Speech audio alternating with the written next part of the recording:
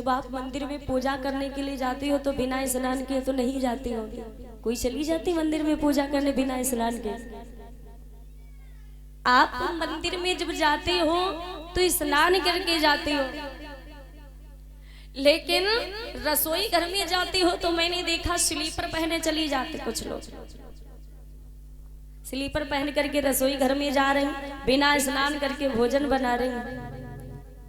लेकिन एक बात याद रखना, यदि आप बिना स्नान किए भोजन बनाओगी तो तुम्हारी बुद्धि, आजकल बच्चों की बुद्धि काम क्यों नहीं करती, बुद्धि भ्रष्ट हमेशा क्यों रहती? इसीलिए ये सब भोजन का प्रभाव है।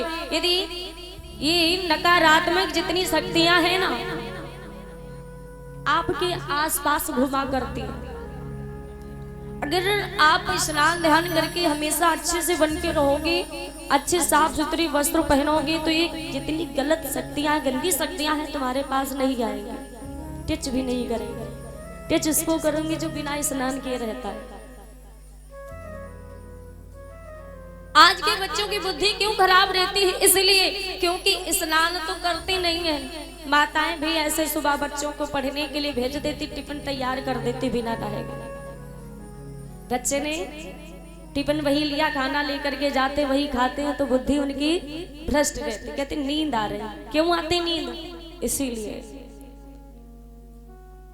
क्योंकि आप यदि आप जीवन में आगे कुछ बढ़ना चाहते हो, अच्छा करना चाहते हो, तो बिना स्नान किए में कोई कार्य नहीं करना चाहिए। सुबह अगर आप उठते हो तो सबसे पहले जा करके आप बाहर हो आए, अपनी हर क्रिया से निवृत्त हो जाएं, उसके बाद स्नान ध्यान करके तब हर कार्य को शुरू करना चाहिए।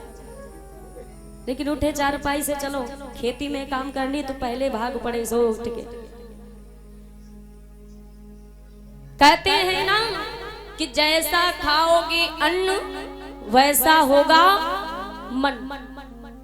अगर आप अच्छा भोजन करोगे, अच्छा अन्न खाओगे, तो आपकी बुद्धि भी अच्छी रहेगी, और अच्छा नहीं खाओगे तो आपकी बुद्धि भी वैसे ही भ्रष्ट रहेगी। हमें भोजन करने के लिए हमेशा स्नान करके भोजन तैयार करें। और भोजन जब बनाते हैं माता बहनें, तो देखा बातें करते हुए भी बनाते हैं। बातें भी नहीं करनी चाहिए, क्योंकि यदि आप बात करें तो आपके मुंह की छिट्टियां जा रही हैं भोजन में, और वे छिट्टी भोजन पर पड़ती। जब भगवान को भोग लगाते तो भगवान भोग को स्वीकार नहीं करते, क्योंकि वो झूठा हो जाता है। इसलिए जब हम रसोई घर में जाएं, भोजन बनाएं, तो बिना बोली हमें भोजन बनाना चाहिए। भगवान को जब हम भोग लगाते हैं तो तुलसी दल रख करके ही भोग लगाना चाहिए, तब भगवान आपके भोग को स्वीकार करेंगे। अगर आप बिना नहाए भोजन करते, कुछ लोगों को देखा है, पता है क्या करते हैं? सुबह हुई, हाथ मुंह झूठ मूठ का धो लिया, और धो करके चाय पी ली। चाय पी ली, जब खाना खाने का, जब कहते खाना जब खाएंगे तब स्नान कर लेंगे। अरे चाय तो पी ले तुमने भाई ऐसे। लेकिन ऐसा नहीं करना चाहिए। हमें दारिद्रता घर में इसीलिए आती है क्योंकि हम हमेशा अपवित्र की तरह बन करके रहते हैं। अगर हम हमेशा स्नान करके रहेंगे, अच्छे वस्त्र पहन करके रहें, लघु शंका करने के लिए जाएं, तो पानी लेकर के जाना चाहिए। हमारे सनातन धर्म का एक नियम है। यदि आप ये काम करते हैं तो आपके घर में कभी दारिद्रता नहीं आएगी। लेकिन आजकल सब ऐसा काम नहीं। कुछ माता बहनें ऐसी हैं जो स्नान करके बनाती होंगी, जो बाकी नहीं बैठी हैं माता बहनें, अगर नहीं ऐसा काम करती तो आज से करने लगना। आज से नहा करके ही भोजन बनाना, अगर अपने बच्चों की बुद्धि सही रखना चाहते हो। नहीं तो आपके बच्चे भी ऐसे बेकार हो जाएंगे, जैसे आप लोगों की जिंदगी गुजर गए वैसे बच्चों की। नहीं तो पहले भगवान को जाएं, स्नान कराएं, उनका जल बच्चों को कहते पिलाना चाहिए।